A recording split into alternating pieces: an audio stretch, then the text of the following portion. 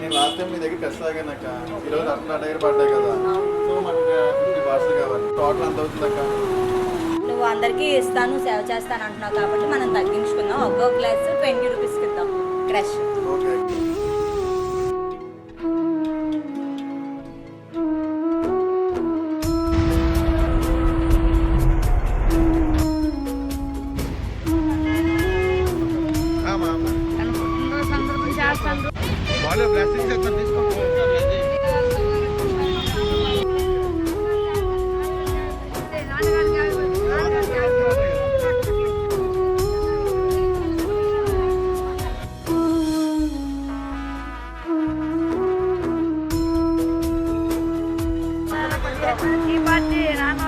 ఇంకా అందరూ